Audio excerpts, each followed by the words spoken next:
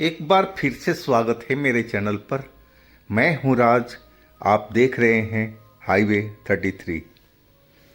दोस्तों, आज की कहानी में 4 लोग का रोल है, जिनका नाम है महेश, कौशल और उस्ताद शंभू और संजू। ये चारों लोग ट्रक ड्राइवरी का काम करते थे, जिनमें तो 2 ट्रक ड्राइवर थे और बाकी 2 असिस्टेंट थे। ड्राइवर थे उस्ताद शंभू और महेश, और जो असिस्टेंट थे उनका नाम था कौशल और संजू। और ये घटना लगभग 15-16 साल पुरानी है, और ये घटना जब घटी थी मध्य प्रदेश के जबलपुर के आगे में, मेन रोड पर। तो चलते हैं इनकी कहानी में। दोस्तों, आप सब तैयार हो जाइए हाईवे 33 के इस सफ़र पर। लेकिन दोस्तों, आपने मेरे चैनल को सब्सक्राइब नहीं किया है तो प्लीज़ कर लीजिए, और साथ में बेल आइकन को ज़रूर प्रेस कीजिएगा ताकि आप मेरी वीडियो को मिस नहीं कर पाएँ, वीडियो का नोटिफिकेशन आपके पास में जाता रहे। तो चलते हैं अब कहानी की ओर। दोस्तों, मेरा नाम महेश है। मेरी उम्र करीब 27 या 28 साल के आसपास थी। मैं असिस्टेंट से ट्रक ड्राइवर बना था, और जो मेरा उस्ताद थे, मैं उन्हीं के यहाँ पर अब ट्रक चलाने लगा था। उनके पास में 3 ट्रक था, और जिसमें एक ट्रक मुझे वो दे दिए थे, और मैं वो ट्रक लोकल अपना चलाने लगा था। हम सब लखनऊ के रहने वाले थे। उस्ताद जी को एक चक्कर मिला था बेंगलुरु का, लखनऊ से ही, और वो कोई सरकारी अफसर थे जो उनका बदली हो गया था, और सारा सामान उनका घर का बेंगलुरु जाना था। वो पैसे वाला सही काम था, उस्ताद जी ने पकड़ लिया था। और उसके बाद में मेरे को बोले कि अब तू मेरे साथ में चलेगा बेंगलुरु से, अब लोकल चक्कर छोड़, अब तू लंबे लंबे मेरे साथ में टूर मारा कर। मैंने उस्ताद जी से बोला कि उस्ताद जी, मुझे लोकल में ही रहने दो, मुझे लोकल के चक्कर में मज़ा आता है। बोले नहीं, अब ऐसा नहीं चलेगा, अब तू लंबी लंबी चक्कर मारा कर। और वो काम हमें मिल गया था। वो अगले दिन हमें लोड करना था सामान घर का। उस्ताद जी अपने साथ में खाना बनाने का सारा सामान रखते थे। वो होटल का कम खाना खाते थे, और अपने हाथ से ही वो बनाया करते थे खाना, हर अपने टूर पर जिधर भी वो ट्रक लेके जाते थे। अनुभव उनका रोड का बहुत अच्छा था, और वो जानते थे कि होटल का खाना खा करके इंसान कब तक चलेगा रोड पर, तो इसलिए अपना सब कुछ इंतज़ाम वो खुद ही रखते थे। और अगले दिन हम टाइम पर पहुंच गए थे उस मकान में जहां से सामान हमें लोड करना था। और सामान जब लोड कर लिए तो शाम का टाइम हो चुका था। इसके बाद हम दोनों ट्रक लेकर के, उस्ताद जी और मैं, और 2 हमारे जो लड़के थे असिस्टेंट, एक एक ट्रक पर। मेरे साथ में जो लड़का था उसका नाम था कौशल, और उस्ताद जी के पास में था वो, उसका नाम था संजू। और हम चल पड़े बेंगलुरु वाले रोड पर। हम बीच बीच में रुकते हुए और खाते पीते चल रहे थे। उस्ताद जी को खाना नहाना चाहिए। वो टाइम को परवाह नहीं करते थे, चाहे कितना भी टाइम लगे, लेकिन बिना नहाए वो खाना भी नहीं खाते थे। सबसे बड़ी खासियत थी। सुबह होते ही पहले उनका काम था कि पानी को व्यवस्था देखना, कहाँ पर पानी मिल रहा है, और नहाते थे पहले। इसके बाद में वो पूजा करते थे, इसके बाद खाना बनाते थे खुद, और इस खाना खाते थे। इनका ऐसा ही नियम था। हम अगले दिन जबलपुर के पास आगे निकल चुके थे। उस वक़्त रात का करीब 9:30 के आसपास का टाइम था। रात का सफ़र था, और मैं उस्ताद जी से बोला था कि रात में हम लोग खाना नहीं बनाएंगे, से होटल में ही आज दाल रोटी खा लिया जाएगा। लेकिन उस्ताद जी तो अपने जिद पर अड़े थे। बोले नहीं, हम ट्रक को रोकेंगे एक जगह पर, और खाना बनाने में कितना टाइम लगता है, जितनी देर तुम होटल में वेट करोगे अपनी बारी का, उससे जल्दी तो अपना खाना बना लोगे। उस्ताद जी समझाने लगे थे, उनकी बात भी बिल्कुल बिल्कुल सही थी। और एक जगह उस्ताद जी ने देखा रोड के किनारे, और उन्होंने गाड़ी रोक दी, क्योंकि वहाँ पर हैंड पंप लगा हुआ था। लेकिन वो रोड बिल्कुल सुनसान थी, आसपास में कोई बस्ती भी नहीं थी, ना ही कोई दुकान था, ना आसपास में मुझे लोग दिखाई पड़ रहे थे। सोन सपाटा रोड था, लेकिन चौड़ा रोड था। जहाँ पर हमने पार्किंग किया था ट्रक का, वहाँ पर एक साइड में तो, दाहिने साइड में तो जंगल जंगल से दिखाई पड़ रहे थे, और बाएं साइड में एक चारदीवारी थी ईंटों की, जो काफ़ी दूरी तक फैली हुई थी। पता नहीं किस चीज़ की चारदीवारी थी वो, और चारदीवारी के सटा करके ही हम ट्रक अपना खड़ा किए थे। और इसके बाद उस्ताद जी ने सारा सामान निकलवा लिया, और खाना का तैयारी होने लगा था। उस्ताद, गर्मी का टाइम था, उस्ताद जी अपना बाल्टी लेकर के और हैंड पंप पर चले गए नहाने के लिए। और हम लोग अपना दाल रोटी सब्जी का तैयारी कर रहे थे। स्टोव जला दिया था और खाना हमारा बनना शुरू हो गया था। उस्ताद जी नहा करके आ गए थे, और ट्रक में बैठ कर के अपना धूप बत्ती जला करके पूजा करने लगे थे। और इसी बीच जो उस्ताद जी का असिस्टेंट था, जिसका नाम था संजू, वो पानी का बोतल लेकर के और जंगल के साइड चल दिया था। मुझे बोला, भैया मैं थोड़ा जंगल होके आता हूँ। मैंने कि चला जा तू। और काफ़ी टाइम हो चुका था, वो आया नहीं, और हम लोग खाने बनाने में मशगूल थे, और फिर ध्यान भी नहीं आया। जब उस्ताद जी उतर कर के आए पूजा वूजा करके ट्रक से, तब वो पुकारने लगे, संजू संजू। लेकिन संजू तो हमारे पास में था ही नहीं, वो तो बोतल लेके जंगल के साइड में गया था, और तब से अभी तक लौटा नहीं था। अब हम भी चिंतित हो उठे, हम ढूंढने लगे संजू को।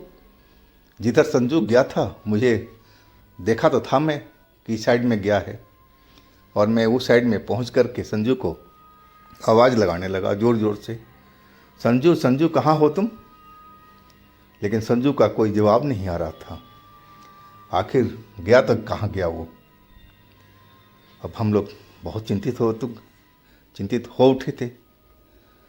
अब अंधेरी रात थी, वैसे तो आसमान में था, रोशनी था चांद का, लेकिन बादल आ रहे थे जा रहे थे, रुकावट हो रही थी, और झाड़ियाँ थी जिधर वो गया था संजू।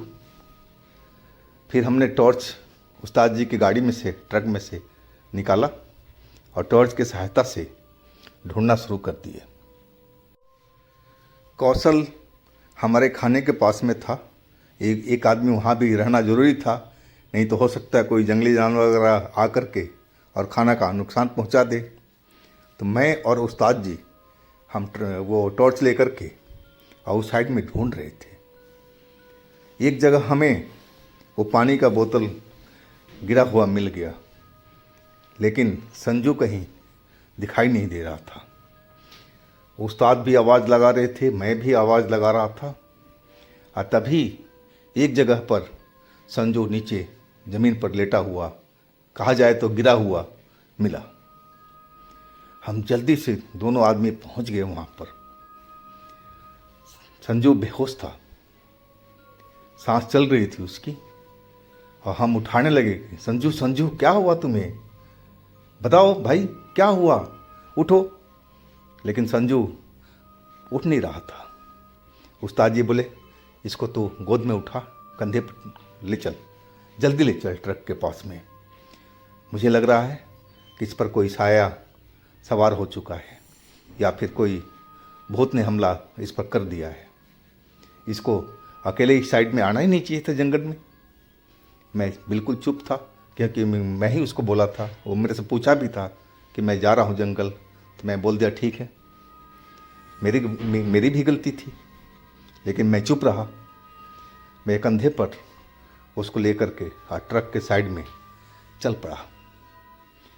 जब वहाँ पर हम पहुँचे तो देखा कि जो हमारा असिस्टेंट था कौशल, वो खाने के पास में चुपचाप बैठा हुआ था, उकड़ू बन करके, और रोए जा रहा था। अभी हम एक से निपटे नहीं थे कि दूसरा स्टार्ट हो चुका था। इसको क्या हो गया? अब जल्दी से उस्ताद जी ने पहले इसको अपने जो असिस्टेंट था संजू को, और ज़मीन पर दरी पर जो था हमने खाना बनाने के लिए बिछाया था उस पर लिटवा दिया, और अपने ट्रक में चले गए थे गंगा जल लेने के लिए। क्योंकि वो पूजा पाठ करते थे और पुराने भी थे, उनको सब चीज़ पता था, मंत्र भी जानते थे वो, और गंगा जल लेने चले गए। और तब तक जो हमारा असिस्टेंट था उसकी हालत ख़राब हो गई थी, वो तो एकदम रोए जा रहा था। मुझे उस पर गुस्सा आ रहा था कि भाई तुम तो चुप हो जाओ, कौशल तुम चुप हो जाओ, लेकिन वो तो चुप ही नहीं हो रहा था।